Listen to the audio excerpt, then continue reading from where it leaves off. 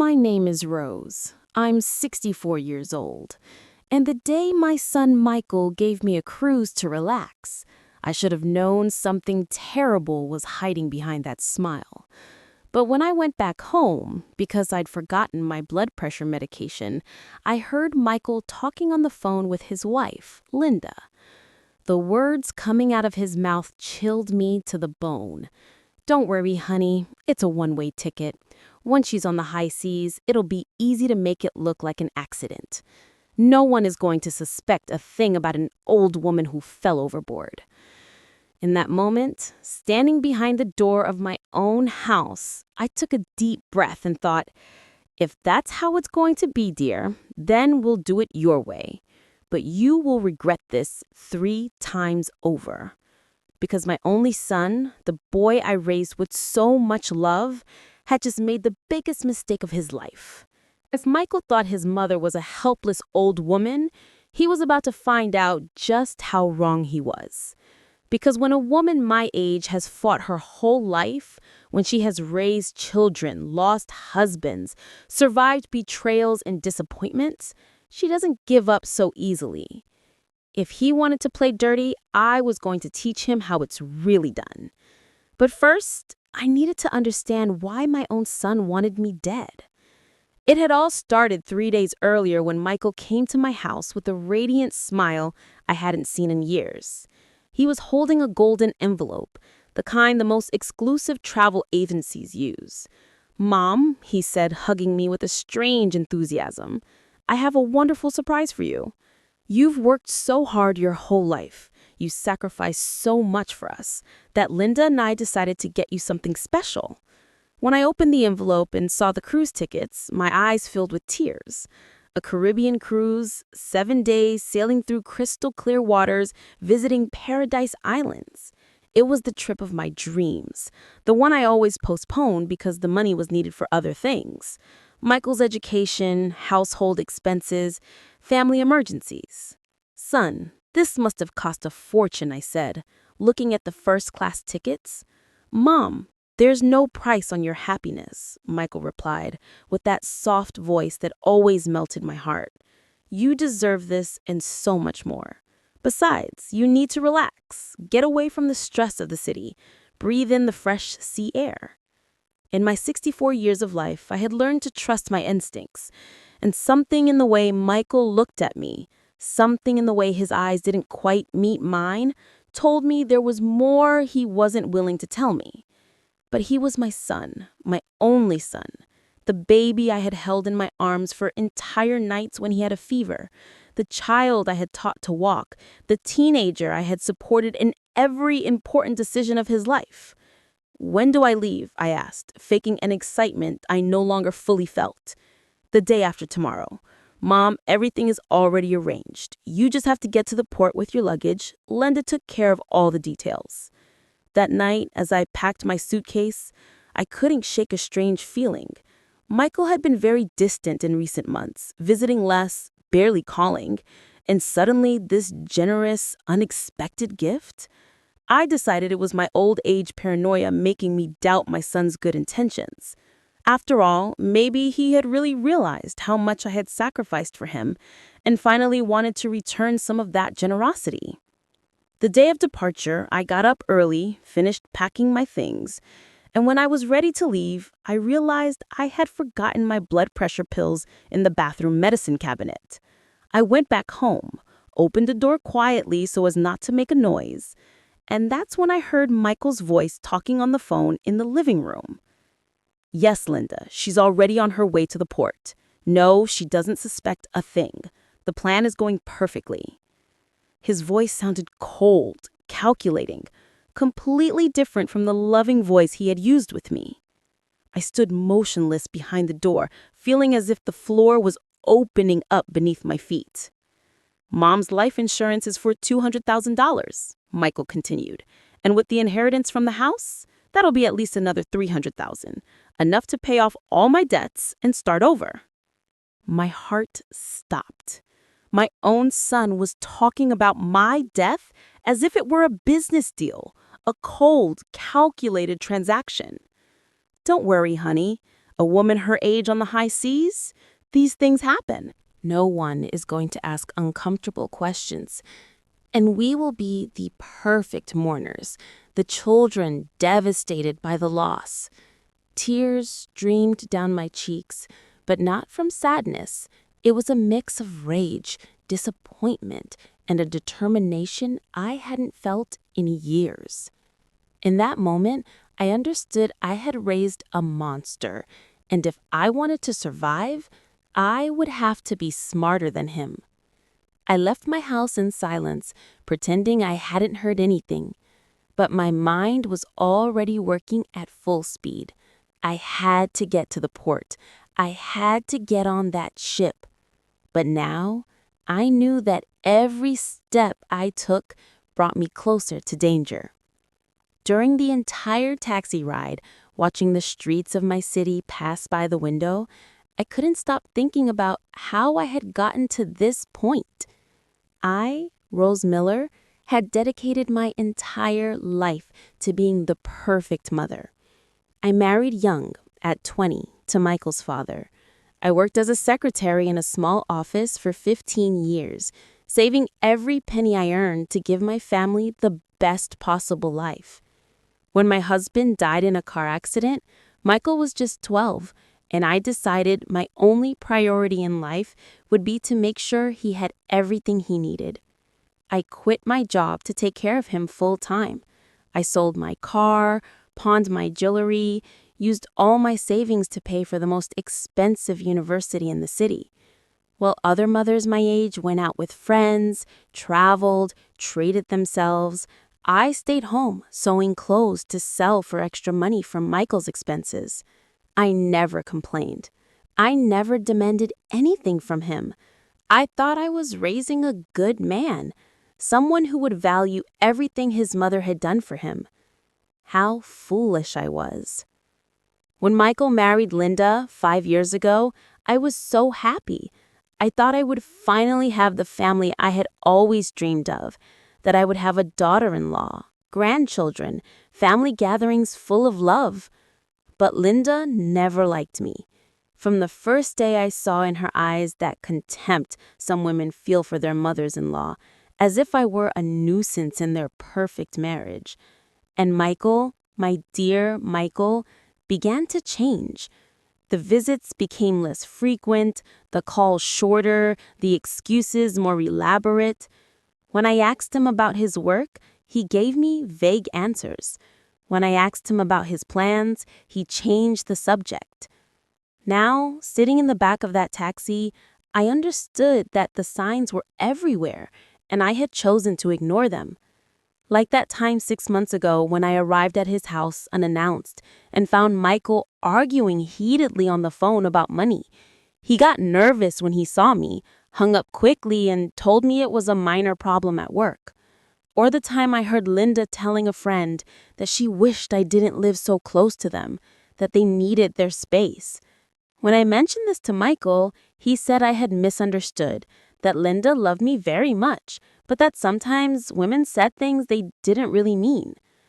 I always found excuses to defend them, to justify their behavior, to convince myself that my imagination was playing tricks on me. But now, with the truth hitting me like a slap in the face, I understood that my son had been planning this for a long time. It wasn't an impulsive decision. It was a calculated, thought-out plan crafted with the coldness of a professional killer. The taxi stopped in front of the port. The cruise ship was imposing, a 12-story white giant rising into the sky like a floating building. There were hundreds of people boarding with their suitcases, entire families excited for their vacation, couples taking pictures, children running around. All of them were going to enjoy 7 wonderful days at sea. I, according to my son's plan, was not going to return alive.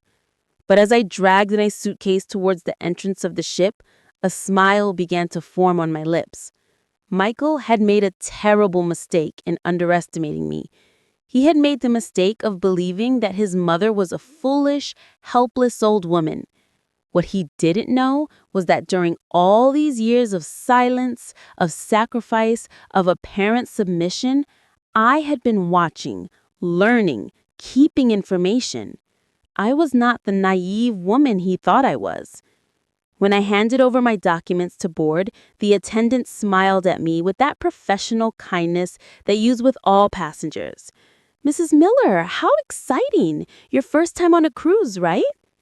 "Yes," I replied, maintaining that sweet, fragile voice everyone expected from a woman my age. "My son gave me this trip. He says I need to relax." "What a considerate son," the attendant commented as she checked my documents. "He's surely going to miss you a lot these 7 days." If only she knew, I thought to myself. If only she knew his plan was for these to be the last 7 days of my life. But as I walked up the ramp into the ship, I was already formulating my own strategy. I had 7 days to turn from victim to hunter. 7 days to gather the evidence I needed. 7 days to prepare the surprise I had in store for Michael. My cabin was on the 8th floor with an ocean view. It was beautiful, elegant, with a comfortable bed and a small private balcony. Michael had paid for the best, probably thinking it was easier to make someone disappear from a balcony than from inside the ship. I left my suitcase on the bed and sat down for a moment to think. I needed a plan. I needed allies. And above all, I needed proof. Because it was one thing to know the truth and another thing entirely to be able to prove it. I took out my cell phone and dialed a number I had saved for months, but had never used. It was the number of Victor Stone, a private detective I had met when a neighbor had problems with her ex-husband. He had given me his card, telling me that if I ever needed help, I shouldn't hesitate to call him. "Detective Stone." A deep voice answered after 3 rings. "Hello, this is Rose Miller. We met a few months ago at Hope House, my neighbor. I don't know if you remember me." "Of course I remember, Mrs. Rose. What can I do for you?" I took a deep breath before continuing. "I need to hire you for a very delicate case. My son is trying to kill me." There was a silence on the other end of the line. He probably thought I was a paranoid old woman with minor family problems. "Mrs. Rose, are you sure about what you're saying? These are very serious accusations." "Completely sure. I heard my son planning my death. I'm on a cruise ship right now, and he thinks this is going to be a one-way trip for me. I need you to investigate his finances, his debts, everything you can find, and I need you to help me gather evidence of what he's planning." "Where are you exactly?" "On the Caribbean Star cruise ship, which sets sail in half an hour for the Caribbean islands. I'm going to be out of touch for 7 days, but when I get back, I need to have all the possible information about my son, Michael Miller." "Understood. I'll text you my bank account details so you can transfer me a $500 advance. And Mrs. Rose, listen to me. Be very careful. If what you're telling me is true, you are in real danger. Don't do anything that could put your safety at risk." "Yeah, detective. I've been in this world for 64 years. I've survived poverty, widowhood, raising a child alone, sacrificing my whole life for other people. Believe me, I'm not going to let my own son defeat me." Now, after hanging up with Detective Victor, I sat in my cabin feeling a strange mix of fear and determination. The ship had started to move gently, pulling away from the port, and I knew that every mile that separated us from the coast brought me closer to the moment Michael expected his plan to be executed. But there was something Michael didn't know about his mother. I was not the fragile woman he thought I was. During all these years of apparent submission, I had been watching, learning, keeping secrets that neither he nor Linda imagined. I decided the first thing I had to do was explore the ship, get to know every corner, every exit, every place where someone might try to harm me. If they were going to try to fake an accident, I needed to be prepared for any situation. I left my cabin and started walking through the cruise ship's hallways. It was impressive. Elegant restaurants, casinos, shops, a gigantic swimming pool on the top deck, theaters, libraries. It was like a floating city full of life and joy. But I wasn't there to enjoy it. I was there to survive. As I walked, I noticed the security cameras. There were many, in practically every hallway in every public area. That reassured me a little. It would be difficult to make someone disappear in such a heavily monitored place without raising suspicion. However, I also noticed that the private balconies of the cabins had no cameras, and my cabin had one of those balconies. Michael had been very smart in choosing that specific room. In the main restaurant, as I had lunch along at a table by the window, I started to observe the other passengers. Most were families on vacation, older couples celebrating anniversaries, groups of friends having fun. They all seemed innocent, normal, happy. That's when I saw her. A woman about my age, sitting alone at a nearby table, reading a book while she ate. She had perfectly coiffed silver hair, wore an elegant red dress, and something in her posture told me she was a strong, independent woman.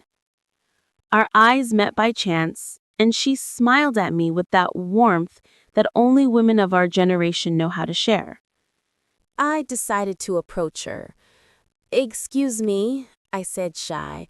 "Would you mind if I sit with you? I hate eating alone." "Please have a seat," she replied in a warm voice with a slight accent I couldn't place. "I'm Carol Baker from Miami. And you?" "Rose Miller from Chicago." "A pleasure to meet you, Carol." As we talked over lunch, I discovered that Carol had a story similar to mine in many ways.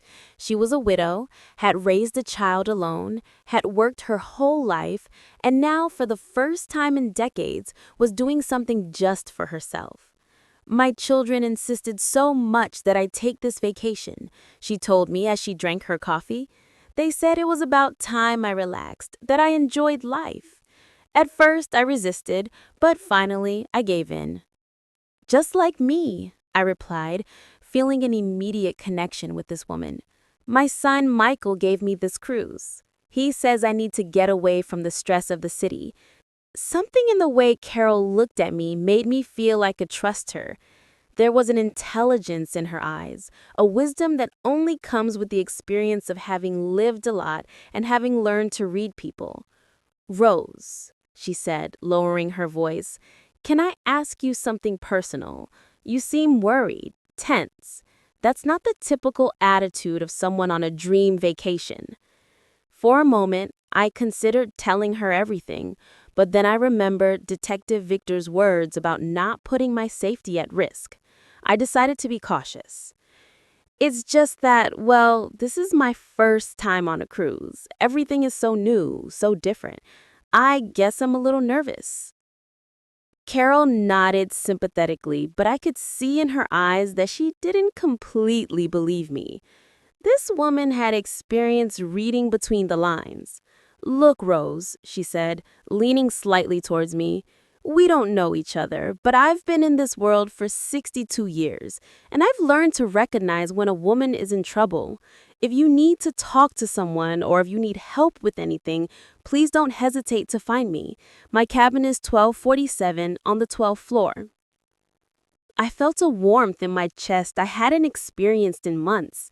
Here was a complete stranger offering me more genuine support than I had received from my own son in years. "Thank you, Carol. Really. And your cabin is very close to mine.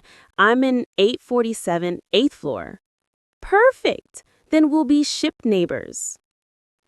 After lunch, I decided to explore the cruise ship more. I went to the library where I found computers with internet access. It was limited and expensive, but I could send short messages.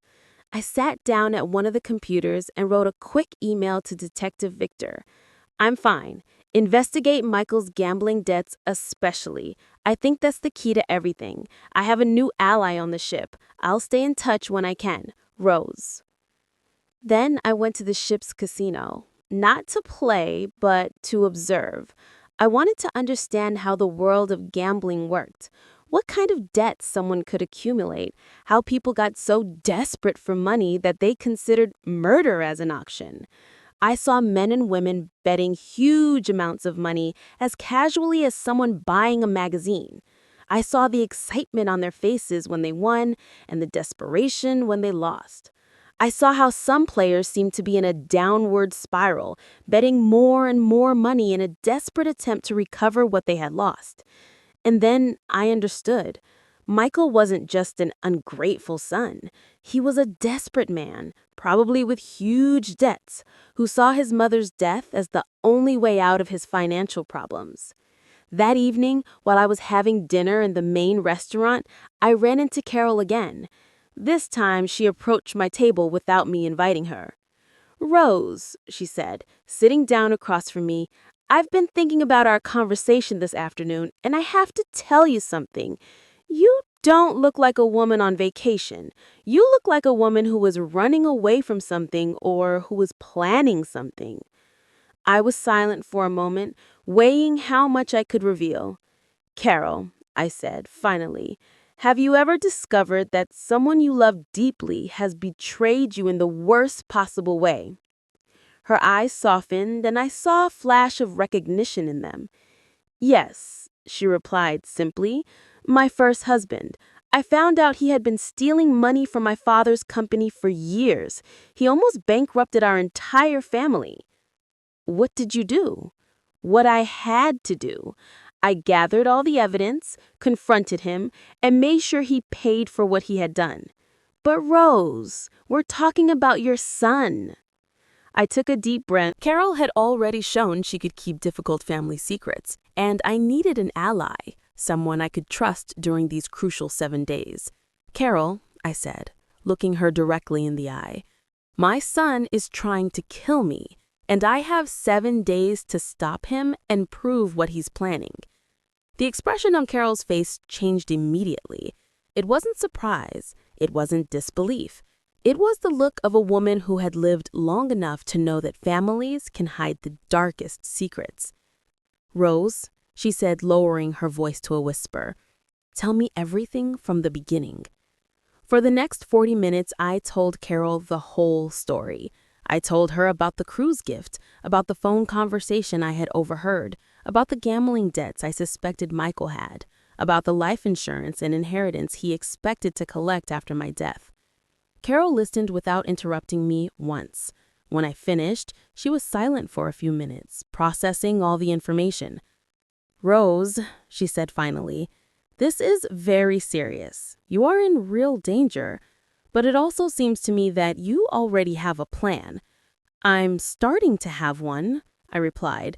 "I hired a private detective to investigate Michael's finances, but I need more than that. I need concrete evidence of his intentions.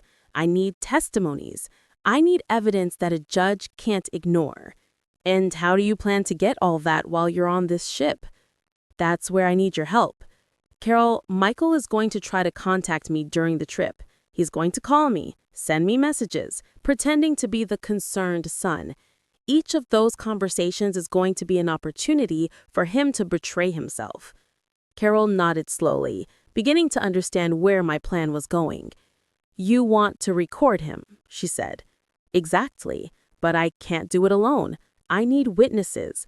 I need someone who can confirm what I'm documenting, someone with no emotional connection to Michael, someone credible." "Count on me," Carol replied without hesitation. "But Rose, there's something else we need to consider. If Michael is really planning to fake an accident on this ship, it's possible that someone else is involved, someone on the cruise who was working with him. That possibility hadn't occurred to me, and it sent a chill down my spine. Do you think Michael could have bribed someone from the ship's staff? It's possible, or he could have hired someone to pose as a passenger. Rose, you need to be very alert for the next few days.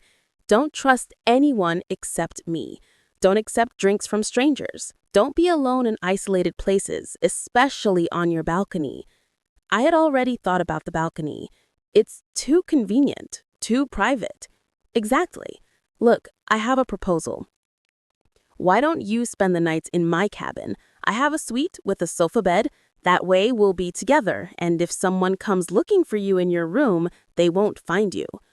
Carol's generosity moved me deeply. This woman, who I had met only a few hours before, was willing to risk her own safety to help me. Carol, I can't ask you to do that. If Michael really has someone on this ship— Rose, she interrupted firmly, I'm 62 years old. I've raised 4 children, I've buried 2 husbands, I've run my own company for 30 years. I'm not afraid of a spoiled brat who wants to kill his mother for money. Besides, she added with a mischievous smile, it's been a long time since I had an exciting adventure. That night, after dinner, Carol helped me move some of my essential things to her cabin. It was much larger than mine, with the living room separate from the bedroom and a wider balcony. But most importantly, it had 2 beds, which allowed us to watch out for each other. As we organized my things, Carol asked me detailed questions about Michael, about his personality, his habits, his relationship with Linda. Tell me, Rose, was Michael always manipulative, or is this something new? He was always very smart, I replied, thinking carefully. From a young age, he knew exactly what to say to get what he wanted, but I thought it was normal childhood cleverness. I never imagined it could be this. And Linda, what is their relationship like? At first, they seemed very much in love, but in recent years, I've noticed tension. Linda is always complaining about money, that they need a bigger house, more expensive vacations, a better car, and Michael always promises that things will get better, that he will get more money. Now we know where that money was going to come from, Carol commented grimly. Around 10 o'clock at night, my phone rang. It was Michael. Carol and I looked at each other. The time had come to put our plan into action. Remember, Carol whispered as she prepared her own phone to record. Make him talk. Let him betray himself. I took a deep breath and answered. Michael? Hello, son. Hi, Mom. How's the cruise? Are you having fun? His voice sounded perfectly normal, loving, concerned. If I hadn't heard his conversation with Linda, I would have believed he really cared about me. It's beautiful, son. The ship is incredible. Thank you for this generous gift. You're welcome, Mom. You deserve it. Have you met new people? Are you making friends? An interesting question. Why did he care if I was making friends? Yes, I met a very nice lady, Carol. We've been having meals together. There was an almost imperceptible pause before Michael answered. That's great, Mom. It's important that you're not alone. But be careful too, okay? On those cruises, sometimes there are people who take advantage of older passengers. Carol looked at me with wide eyes. Michael had just planted the seed of doubt about anyone who could be my ally. Don't worry, son, I'm very cautious. But tell me, how are things over there? How's Linda? Everything's fine, Mom. Linda sends her love. She says she hopes you're enjoying yourself a lot and that you relax completely. How sweet of her. Michael, can I ask you something? Of course, Mom. Anything. Why did you decide to give me this trip right now? I mean, it was so sudden, so unexpected. Another pause, this time longer. Well, Linda and I have been talking a lot about you lately. We realized that you look very tired, very stressed, and we thought you needed a break to get away from it all for a while. Get away from it all, I repeated, looking at Carol, who was taking notes of every word. Yes, Mom. Sometimes you need to completely disconnect from the routine, don't you think? I guess so. Michael, can I confess something to you? Of course, Mom. At first, they felt a little guilty for accepting such an expensive gift. It must have cost you a lot of money. Mom, please don't worry about that. Money is not an issue. Besides, it's an investment in your well-being, and that's priceless. Carol wrote on a piece of paper and showed it to me. Ask him about their return. Michael, a silly question. Do you have a copy of my return tickets? Because I checked my documents and I only find the one-way ticket. The silence that followed was deafening. It lasted so long that for a moment I thought the call had been disconnected. Michael, are you there? Yes. Yes, Mom. Sorry, Linda was telling me something about the tickets. Don't worry. The travel agency has everything organized. You just have to enjoy the trip and we'll take care of the details. But Michael, I want to be sure I'll be able to get back. Could you check with the agency tomorrow and confirm for me? Mom, please trust me. Everything is perfectly organized. You have nothing to worry about. Just relax and enjoy. That's the point of the trip. Okay, son, I trust you completely. Perfect, Mom. I love you very much. Sweet dreams. I love you too, Michael. Good night. When I hung up, Carol and I were silent for a few minutes, processing what we had just heard. Rose, Carol said finally, that conversation was very revealing. The way he dodged the question about the return tickets, the way he reassured you by telling you not to worry about anything. It's as if he's trying to keep you in a state of false security. And the question about whether I was making friends, I added. It's as if he's assessing whether I have allies, whether there's anyone who might notice if something happens to me. Exactly. Rose, tomorrow we need to go to the cruise office and personally verify the status of your return tickets. I want to see with my own eyes what Michael really booked. The next morning, Carol and I woke up early with a clear mission. After having breakfast in her cabin to avoid exposing myself unnecessarily in the public restaurants, we went directly to the passenger services office on the third floor of the cruise ship. The office was an elegant space with several desks staffed by uniformed personnel. We approached a young woman named Patricia, according to her name tag, who greeted us with a professional smile. Good morning, ladies. How can I help you? Good morning, I replied, trying to keep my voice calm. I need to verify my complete travel itinerary. My name is Rose Miller, cabin 847. Patricia typed quickly on her computer and frowned slightly. Mrs. Miller, I see here that you have a reservation for the 7-day Caribbean Islands cruise, but... She paused, looking at the screen with confusion. But what? Carol asked, noticing the hesitation in the employee's voice. It's a bit strange. I see you have a one-way ticket, but there's no reservation for the return flight to Chicago. Normally, our packages include complete transportation, round trip. I felt as if I had been punched in the stomach. Even knowing the truth, hearing the official confirmation hurt deeply. What does that mean exactly? Carol asked, pretending to be as confused as I was. Well, it means that when the cruise ends in 7 days, Mrs. Miller has no way to get home. It could be a system error, or maybe whoever bought the package planned to add the return flight later. Who bought this package? I asked, although I already knew the answer. Patricia checked the information again. It says here it was purchased by Michael Miller with a credit card in his name. He's a relative of yours.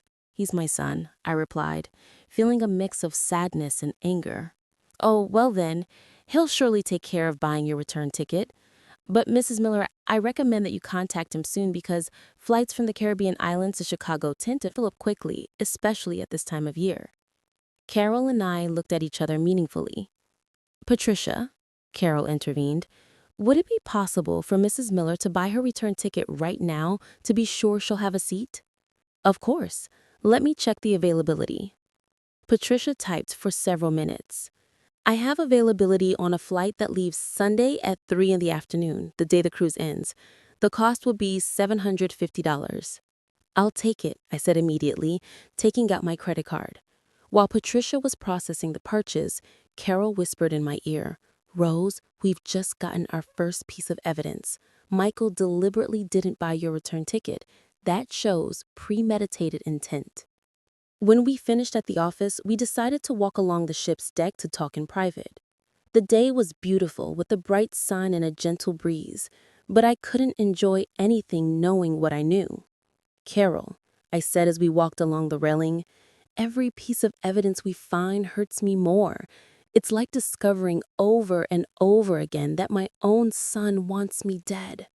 "I know, Rose, but every piece of evidence we find also protects you more. Look at what we just achieved. Now you have your return ticket, and we have documented evidence that Michael never intended for you to return alive." At that moment, my phone buzzed. It was a text message from Michael. "Good morning, Mom. How did you wake up? Did you sleep well in your cabin?" I showed the message to Carol. "He's checking that you're in your cabin," she said. "He probably expected you to answer from there." I decided to try something. I replied, "Good morning, son. I slept very well. I'm on the deck sunbathing. The ship is wonderful."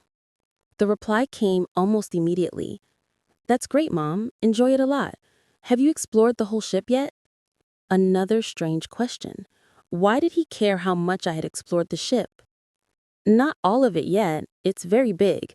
Yesterday I checked out the restaurants and the casino. Today I want to see the pool and maybe the spa." "Perfect. Mom, just be careful near the railings. I've read that sometimes people get dizzy with the ship's movement and can lose their balance." Carol read the message over my shoulder and her face turned pale. "Rose," she whispered, "he just suggested how you're going to die. An accident near the railings." "I know," I replied, feeling a chill despite the heat of the sun. "He's planting the idea, preparing the ground for when the news reaches land." I replied to Michael, "Don't worry, son. I'm very careful. I always stay away from the edges." "I hope so, Mom. I love you very much, and I want you to come back safe and sound."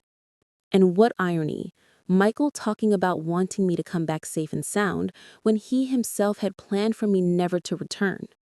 For the rest of the day, Carol and I elaborated on our plan in more detail. We decided we needed more evidence, more recordings, more proof of Michael's true intentions. We also determined that it was crucial to identify if there was anyone else on the ship working with him. Carol suggested we pay attention to any cruise employee who showed special interest in me or any passenger who seemed to be watching me. That afternoon, while we were at the pool, I noticed that a man of about 40 was watching us from the bar. He was wearing a green shirt and long pants, which was strange for being by a pool. Every time I looked at him, he quickly looked away. "Carol," I whispered, "the man at the bar, the one in the green shirt, have you noticed he's watching us?" Carol turned discreetly to look at him. "Yes, I see him, and you're right. His behavior is suspicious. Let's do a test." Carol got up and walked to the other side of the pool as if she were going to the restroom. I stayed where I was watching the man. Sure enough, his eyes followed me the whole time, completely ignoring Carol. When Carol returned, she confirmed what I already knew. "Rose, that man is definitely watching you specifically. When I walked away, he paid no attention to me. His eyes were fixed on you." "What do we do?" "We're going to be very smart. Get up and walk towards the elevator. I'm going to stay here and watch if he follows you." I did exactly as Carol suggested. I got up, gathered my things slowly, and walked towards the elevator. When the doors opened, I looked back discreetly. The man in the green shirt had gotten up from his seat at the bar and was walking in my direction. I quickly got into the elevator and pressed the button for the 12th floor, where Carol's cabin was. When the doors closed, I felt a temporary relief but also a terrifying confirmation. Michael definitely had someone watching me on the ship. 15 minutes later, Carol arrived at the cabin. "Rose, you're right. That man followed you to the elevator. When he saw that you had gone up, he also took the next elevator. It's definitely suspicious." What do we do now? If Michael has someone here, I'm in real danger. We're going to be smarter than them, Carol replied with determination. Tomorrow, we're going to confront that man, but safely. We're going to make him betray himself, just like we're doing with Michael. That night, while we were having dinner in Carol's cabin to avoid exposing ourselves in the public restaurants, my phone rang again. This time, it was Linda. "Rose, how are you? It's Linda. How's the cruise?" It was the first time in months that Linda had called me directly. Her voice sounded forcibly cheerful. "Hello, Linda. What a surprise to hear from you. The cruise is beautiful. Thank you very much." "That's great, Rose. Michael told me you spoke yesterday and that you're very happy. That gives us a lot of peace of mind." Carol activated the recording on her phone. "Yes, I'm enjoying it a lot. Although, I have a question, Linda. Yesterday, I went to the cruise office and they told me I don't have a return ticket. Do you know anything about that?" There was a long pause before Linda answered. "Oh, Rose, how strange. Michael took care of all the details. Maybe there was a system error. But don't worry, we'll take care of fixing it." "Are you sure? Because I already bought my own ticket to be safe." Another pause. "You already bought your return ticket, Rose? You didn't have to do that. We were going to take care of it." "It's just that I was a little scared of getting stranded in the Caribbean with no way to get home." Of course. I understand perfectly. Well, Rose, I'll let you get back to enjoying yourself. See you when you get back." "Linda, before you hang up, can I ask you something?" "Yes, tell me." "Why did you decide to give me this trip right now? Michael told me you had been talking about me, but he didn't explain what specifically motivated you." "Well, it's just that lately we've noticed you're very tired, Rose, very stressed, and we thought you needed a long break." "A long break?" "Yes, get away from it all for a while. Sometimes you need to completely disconnect from the daily routine." The same words Michael had used, as if they had rehearsed the answer. "I understand. Well, thank you very much for worrying about me." "You're welcome, Rose. Take good care of yourself and enjoy every moment." When I hung up, Carol and I looked at each other in silence. "Rose," Carol said, finally, "that conversation was even more revealing than yesterday's with Michael. Linda is clearly involved in the plan. The way she got nervous when you told her you had already bought your return ticket, it's as if you ruined something they had planned." On the third day of the cruise, Carol and I decided it was time to confront the man in the green shirt who had been watching me. But we would do it intelligently, in a public place where we would be safe. After breakfast, we went down to the ship's casino. It was a perfect place full of people with many security cameras and with crew staff nearby at all times. Carol had come up with a brilliant plan. "Rose," she explained as we walked towards the casino, "I'm going to sit at a poker table near the entrance. You are going to sit alone at one of the slot machines. When that man appears, because I'm sure he will, you are going to act as if you are a little drunk, as if you had too much to drink at breakfast." "What for?" "So that he feels confident, so that he thinks you are vulnerable. Predators always attack when they believe their prey is weak. If he is really working with Michael, he will take that opportunity to approach you." The plan worked perfectly.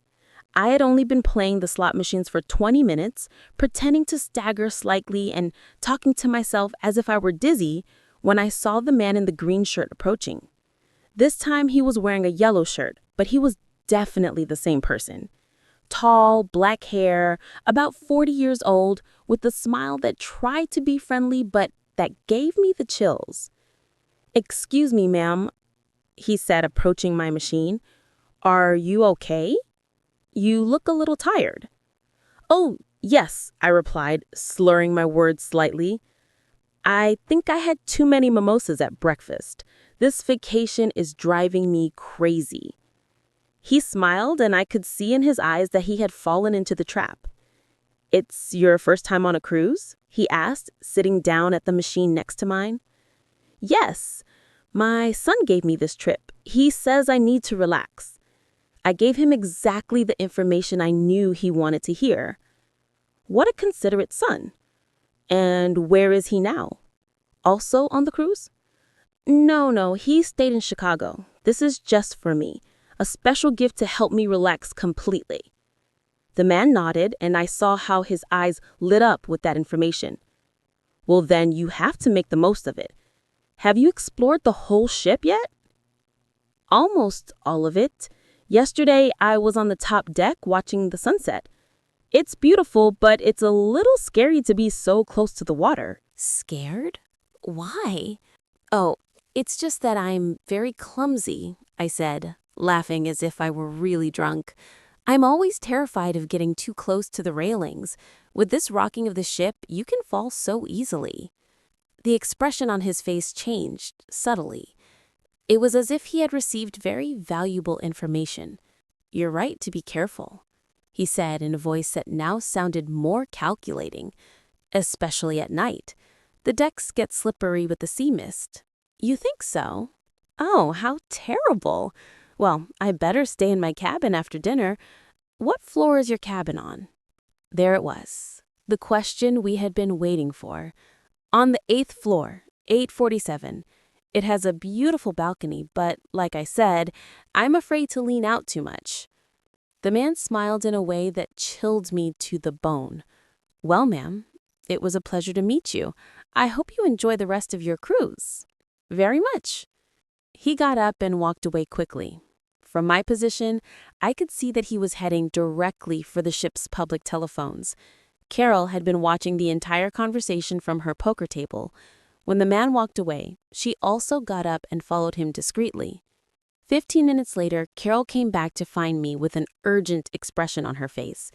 "Rose, we need to talk immediately, in private." We quickly went up to her cabin, and Carol locked the door.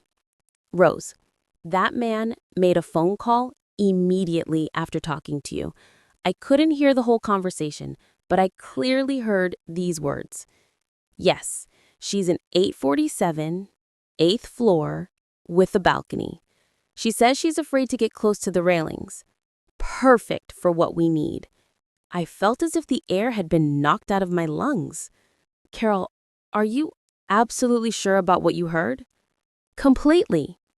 "Rose, that man is definitely working with Michael, and now he knows exactly where to find you and what the best way is to make your death look like an accident." I sat down on the cabin sofa, feeling the weight of reality crashing down on me like an avalanche. What do we do now? If Michael has someone here, and that someone already knows how he plans to kill me, we're going to get ahead of them. Carol replied with a determination that calmed me. "Rose, you are not going to set foot in your cabin again for the rest of the trip. You are going to stay here with me where you are safe. But more importantly, we are going to set a trap." "What kind of trap?" "Tomorrow night is the captain's gala party. Everyone will be in the main hall until very late. That will be the perfect night for someone to try to break into your cabin or wait for you on your balcony." "Carol, I'm not going to use my life as bait." "You won't have to. But we are going to use that opportunity to catch that man in the act. We are going to alert the ship security. We are going to set a trap, and we are going to get irrefutable evidence of what is happening." That afternoon, as we planned our strategy, my phone rang again. It was Michael, but this time his voice sounded different, more anxious. "Mom, how are you? Are you enjoying the cruise?" "Very well, son. Every day is a new adventure. Are you still sleeping while in your cabin? Haven't you had any problems with noise or anything like that?" A very specific question, as if he were checking that I was still using my cabin. "No, son, and I sleep perfectly. My cabin is very quiet." "That's good. Mom, tomorrow is Thursday, right? Do you have any special plans?" I think tomorrow is the captain's gala party. It's going to be very elegant. Ah, yes. Those parties are beautiful. Are you going? Of course. I already have my green dress ready. Perfect. Mom, enjoy it very much. What time does that party normally end? Another very specific question. Michael was gathering information about my schedule. I'm not sure. Probably late, after midnight. Well, when it's over, go straight to your cabin to rest. Don't wander around the decks. At night, it can be dangerous. Carol was looking at me with wide eyes. Michael had just given me specific instructions to go directly to my cabin after the party, the exact place where someone would be waiting for me. Don't worry, son. I'll go straight to my room after the party. Perfect. Mom, I love you very much. Sleep well. When I hung up, Carol and I were silent for several minutes. Rose, she said finally, that conversation confirms everything. Michael knows exactly when the attack is going to be. He probably told that man himself that tomorrow night, after the gala party, you will be alone in your cabin. Carol, I'm scared. This plan is becoming very real, very dangerous. I know, Rose. But we are also very close to having all the proof we need. One more night, and we will have enough evidence to send Michael to prison for the rest of his life. That night, I couldn't sleep. Every noise in the hallway startled me. Every movement of the ship reminded me of how vulnerable I was in the middle of the ocean. But I also felt something I hadn't felt in years, an inner strength, a fierce determination not to be defeated. Michael had completely underestimated his mother. He had made the mistake of believing that I was a helpless old woman who would give up easily. Tomorrow night, he was going to find out just how wrong he was. On Thursday morning, Carol and I set in motion the most crucial part of our plan. We had to contact the ship security without alerting the man who was watching us, and we needed to do it in a way that they would take us seriously. Carol suggested we go directly to Captain James Harrison. As a former businesswoman, she knew that going directly to the highest authority was the best way to ensure we were heard. Rose, she explained as we prepared. Cruise ship captains are trained to handle all sorts of situations: kidnappings, robberies, murder attempts. He will know exactly what to do. At 9 a.m., we presented ourselves at the captain's office. He was a man of about 50 with gray hair and a presence that immediately inspired respect and confidence. Ladies, I'm Captain James Harrison. How can I help you? Carol took the initiative. Captain, we have a very serious situation to report. Mrs. Rose Miller is being watched by a suspicious man, and we have reason to believe her life is in danger. The captain invited us to sit down and listened attentively as we told him the whole story. We showed him the recordings of the phone conversations with Michael and Linda, explained the issue of the one-way tickets, and described in detail the man who had been following me. Mrs. Miller, the captain said when we finished, this is extremely serious. If what you are telling me is true, we are talking about a premeditated murder attempt on my ship. Captain, I replied, I understand it sounds incredible, but every piece of evidence we've gathered points to the same conclusion. It doesn't sound incredible at all, the captain replied gravely. I've been sailing for 20 years and I've seen it all. Greed can lead people to do unimaginable things, even to their own family members. Carol leaned forward. Captain, we have a plan to catch this man in the act tonight during the gala party, but we need your help and the cooperation of your security team. The captain listened to our plan in detail. It was risky, but smart.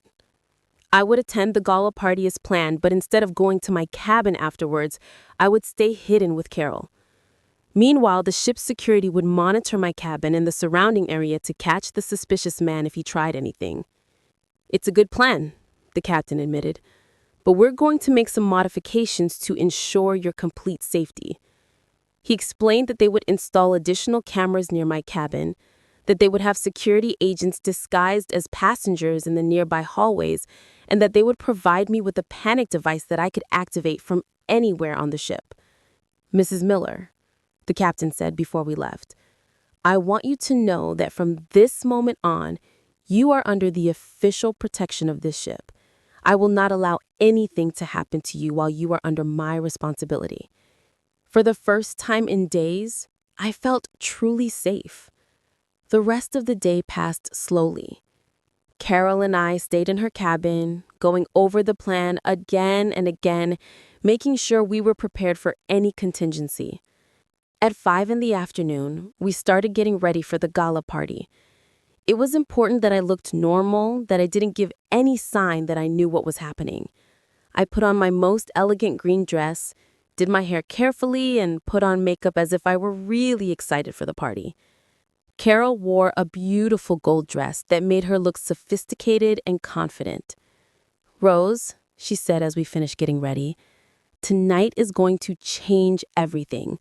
Tomorrow morning, you will be free of Michael forever, and he will be facing the consequences of his actions." The gala party was spectacular. The ship's main hall had been transformed into a floating palace, with elegant decorations, live music, and tables laden with exquisite food. There were hundreds of elegantly dressed passengers dancing, laughing, enjoying the night. But I couldn't focus on the beauty of the party. My eyes were constantly searching for the man with the colored shirts, trying to locate him in the crowd. I found him near the bar this time, wearing a white shirt and a black jacket.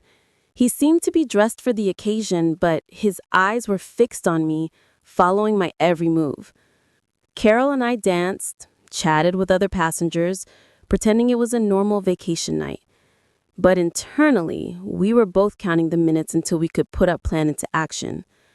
At 11:30 at night, I decided it was time to make my move. I approached Carol and whispered, "It's time. I'm going to leave the hall as if I'm going to my cabin. You wait 5 minutes and follow me." I left the main hall, walking slowly, as if I were tired after a long night of partying. I took the elevator to the 8th floor, where my cabin was, but instead of going to my room, I quickly headed for the emergency stairs that led to the 12th floor. From the stairs, I could see the hallway that led to my cabin. It was deserted, lit only by the ship's nightlights. Carol arrived 5 minutes later, and together we hid on the stairs, watching my hallway through a small window. "Do you see anything?" Carol whispered. "Not yet, but I'm sure he'll show up." We didn't have to wait long. At 12:15, we saw a figure moving stealthily down the hallway. It was the man in the white shirt, but now he was wearing black gloves and something in his hands that I couldn't identify. He went straight to my cabin and stopped in front of the door. He took something out of his pocket, probably lock-picking tools, and began to work on the door. "Carol," I whispered, "he's breaking into my cabin. We need to alert security now." Carol immediately activated the panic device the captain had given us. A small red light began to flash, sending a silent signal to the security team. The man managed to open my cabin door and went inside. From our position, we could see that he had a small flashlight and was inspecting the room. 3 minutes later, ship security agents began to appear in the hallway. They moved silently, surrounding my cabin from both directions. Suddenly, the man came out of my cabin and headed for the balcony. We continued to watch him through the hallway windows. He was inspecting the balcony railing, as if he were planning exactly how to make my death look like an accident. That's when the ship's security acted. 3 agents entered the cabin simultaneously, surrounding the man before he could react. From our position, we could hear the commotion as he was arrested. He was shouting, insisting that he had entered the cabin by mistake, that he had got in the wrong room. But when they searched his pockets, they found a small vial of liquid, lock-picking tools, and, most incriminating of all, a cell phone with text messages from Michael. Carol and I went down to the 8th floor, where Captain Javier was already supervising the situation. "Mrs. Miller," the captain said, "we caught your attacker, and we found some very interesting evidence." He showed me the man's phone. There were several messages from Michael with specific instructions. Wait until after midnight. Make it look like she fell from the balcony by accident. Make sure there are no signs of a struggle. I felt a mix of relief and horror. Relief because I was alive and safe. Horror because I had the final confirmation that my own son had paid someone to murder me. "Captain," I asked with a trembling voice, "what happens now?" "Now, Mrs. Thymiller, this man will be formally arrested when we arrive in port tomorrow, and you will have all the evidence you need to prosecute your son for attempted murder." Friday morning was the longest of my life. After the man Michael had hired was arrested, Carol and I stayed awake in her cabin, processing everything that had happened. Captain Javier had ordered that the detainee be kept in a security cell on the ship until we reached port. "Rose," Carol said, as we drank tea at 3 in the morning, "do you realize what we just accomplished? We not only saved your life, but now we have irrefutable evidence to send Michael to prison." "I know," I replied, feeling a strange mix of triumphs and deep sadness. "But Carol, I also just found out that my only son, the boy I raised with so much love, really wanted me dead. I don't know how I'm going to recover from that." "You're going to recover because you are a stronger woman than Michael ever imagined, and because now you will have the opportunity to live your life free from his manipulation and cruelty." At 6 in the morning, Detective Victor called me from Chicago. He had been working all night investigating Michael's finances. "Mrs. Rose," he said in an excited voice, "I found exactly what we were looking for. Your son has gambling debts of over $200,000 with very dangerous loan sharks. But that's not all. What else did you find? Michael has been forging your signature on bank documents for months. He has used your house as collateral for several loans without your knowledge. If you had died, he would have inherited everything and been able to pay his debts. But Rose, there's something else you need to know." "Tell me." "Linda is also up to her neck in debt. She has maxed out credit cards for over $50,000. They were both desperate for money, and your death was the only solution they saw." Every new revelation was like a dagger to the heart. Not only Michael, but also Linda had been planning my death for money. "Detective Victor, what do we need to do now?" "When you return to Chicago tomorrow, we will go directly to the district attorney's office. With all the evidence we have, Michael and Linda will be arrested immediately." After hanging up, I sat in silence for a long time. Carol respected my need to process everything I had heard. Finally, I decided it was time to do something I had been putting off. Call Michael. "Carol," I said, "I want to call Michael now. I want to hear his voice when I tell him I know everything he's done." "Are you sure, Rose? That could be dangerous if he realizes his plan failed." "I don't care about the danger anymore. I'm tired of pretending, tired of acting like the naive mother who knows nothing. I want him to know that his mother is not the foolish old woman he thought she was." I dialed Michael's number. He answered after the second ring. "Mom, what a surprise. How did you wake up? Did you sleep well after the party?" His voice sounded falsely cheerful as always, but now I could hear the lie behind every word. "Hello, Michael. Yes, I slept very well. But I have to tell you something very interesting that happened last night." "What happened, Mom?" "Well, after the party, when I got back to my cabin, I found a man trying to break into my room. Can you believe that?" There was a long silence on the other end of the line. "A man? What kind of man?" "A man about 40 years old. The ship's security arrested him. And you know what's the strangest thing, Michael?" "What, Mom?" "When they checked his phone, they found messages from you. Messages where you gave him instructions on how to kill me and make it look like an accident." The silence that followed was deafening. It lasted so long, I thought Michael had hung up. "Michael, are you still there?" "Mom," he said finally, in a completely different voice, cold and calculating. "I don't know what you're talking about. That's impossible." Is it impossible, Michael? I have recordings of all our phone conversations. I have evidence that you never bought my return ticket. I have proof that you hired a killer. And the detective I hired has evidence of all your gambling debts and the fraudulent loans you took out using my house.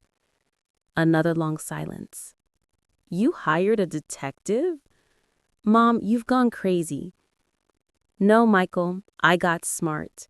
For the first time in my life, I stopped blindly trusting you and started using my brain. Mom, I think the stress of the trip is getting to you. You're saying things that don't make sense. They don't make sense. Michael, your plan failed. The man you hired is arrested. I am alive. And tomorrow, when I return to Chicago, you are going to be arrested for attempted murder.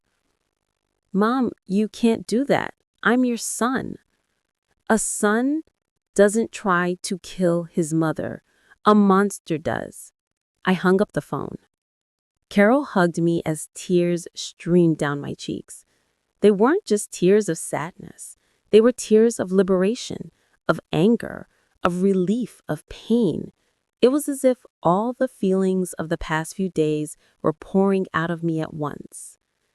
Rose, Carol said softly, what you just did took incredible courage. That wasn't the end of a relationship. That was the birth of a new Rose, a woman who will never again allow anyone to abuse her kindness. We spent the rest of the day preparing for the return to Chicago. Captain Javier helped us organize all the evidence, the recordings of the phone conversations, the security reports, the witness statements, the photos of the arrested man, and the items found in his possession. Mrs. Miller-Tam, the captain said before dinner, I want you to know that in my 20 years of sailing, I have never seen a woman show as much courage and determination as you did this week. Your son completely underestimated his mother. That night, my last night on the cruise, Carol and I had dinner in the main restaurant for the first time since the first day. I no longer had to hide. I no longer had to pretend. I no longer had to be afraid. Carol, I said as we toasted with champagne, I don't know how to thank you for everything you've done for me. You saved my life, Rose. You saved your own life. I was just your partner in adventure. But I want you to know that this experience changed me too. It reminded me that women our age still have a lot to offer the world, a lot of strength to show. What are you going to do when we get back to land? I'm going back to Miami, and I'm going to start living my life more fully. And you, Rose, what are you going to do? I'm going to make sure Michael pays for what he did. And then I'm going to start living for myself for the first time in 64 years.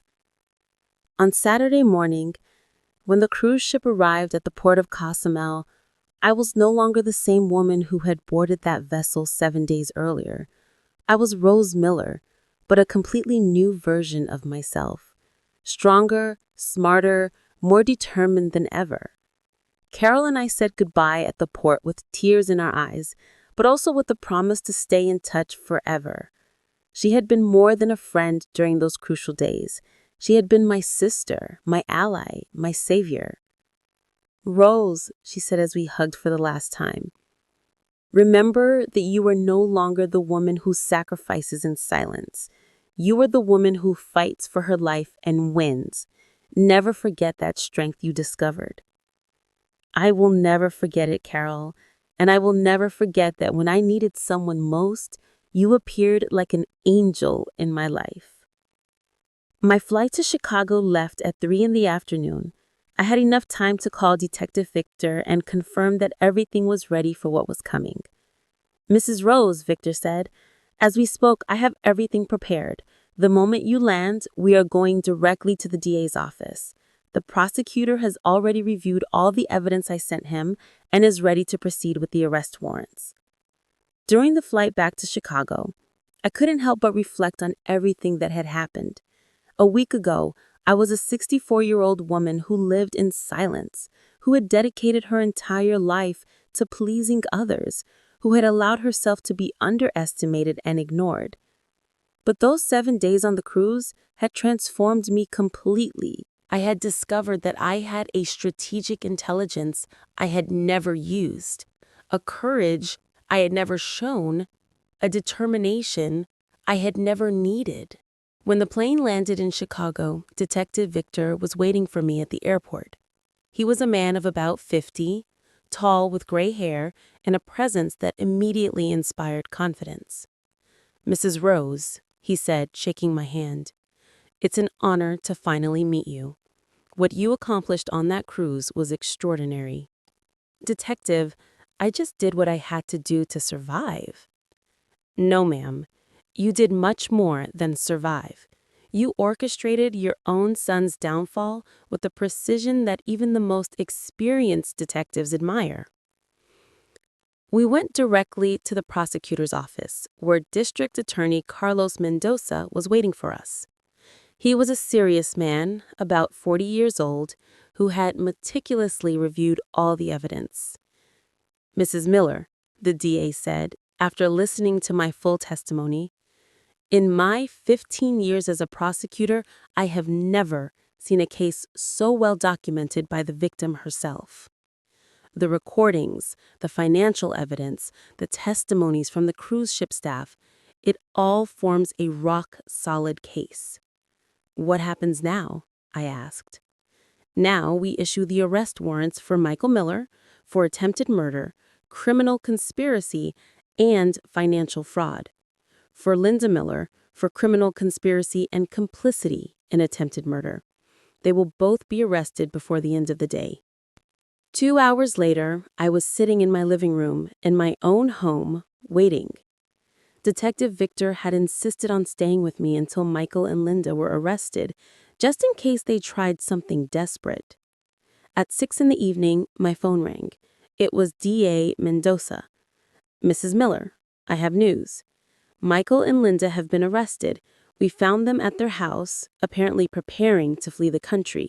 They had packed suitcases and plane tickets to Argentina." I felt a mix of relief and deep sadness. Relief because I was finally completely safe. Sadness because of the final confirmation that my son really had wanted to kill me. What will happen to them now? They will be prosecuted by the justice system. With all the evidence we have, they will likely receive long prison sentences. Michael is facing charges that could lead to 20 years in prison. Linda, as an accomplice, is facing up to 10 years. That night, alone in my house for the first time in a week, I sat in my favorite armchair and reflected on everything that had changed in my life. I no longer had to live in fear of my own son. I no longer had to pretend I didn't know how cruel he was. I no longer had to sacrifice my well-being for someone who didn't value me. But more importantly, I had discovered something about myself that I had never known. I was capable of fighting for my own life and winning. The following months were a whirlwind of legal proceedings. I had to testify at the trial, face Michael in court, relive all the details of his betrayal. It was painful, but it was also liberating. During the trial, Michael tried to act like the repentant son, like the man who had made a terrible mistake, but who really loved his mother. But the evidence was overwhelming. The recordings, the financial evidence, the testimonies from the man he had hired to kill me. It all painted a picture of a man who had coldly planned his own mother's murder. The day the sentence was handed down, Michael was sentenced to 18 years in prison. Linda received 8 years. When I heard the verdict, I didn't feel joy, but I did feel justice. After the trial, I made important decisions about my life. I sold the house where I had lived for so many years, the house full of painful memories. With the money from the sale, I bought a small, comfortable apartment in a new area of the city. But the most important thing was what I did with my time and energy. I started volunteering at a help center for older women who had been victims of family abuse. My experience had taught me that many women my age suffered in silence, allowing their own family members to mistreat them because they believed they had no options. Ladies, I would tell the women who came to the center seeking help, I want to tell you the story of how my own son tried to kill me and how I managed to not only survive, but also to bring him to justice. Every time I told my story, I saw in the eyes of those women the same awakening I had experienced on the cruise. The understanding that they were not doomed to be victims, that they had more strength and resources than they imagined. Carol and I maintained our friendship through weekly phone calls and occasional visits. She had become more than a friend. She was my sister in battle, the person who would help me discover who I really was. A year after the cruise, Carol came to visit me in Chicago. We were having dinner in my new apartment when she asked me a question that surprised me. Rose, do you ever regret exposing Michael? Do you ever feel nostalgic for the relationship you had before? Carol, I replied without hesitation. The relationship I thought I had with Michael never really existed. It was an illusion, based on my need to believe I had raised a good man. The truth is that Michael was always manipulative, always selfish, always saw me as a means to get what he wanted. I just didn't want to see it. And you don't miss having a family? I have a family, I said, smiling. I have you. I have the women from the center who have become my sisters. I have a life full of people who value me for who I am, not for what they can get from me.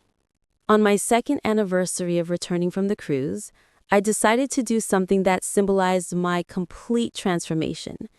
I signed up for dance classes. At 66, I learned to dance salsa, tango, and merengue.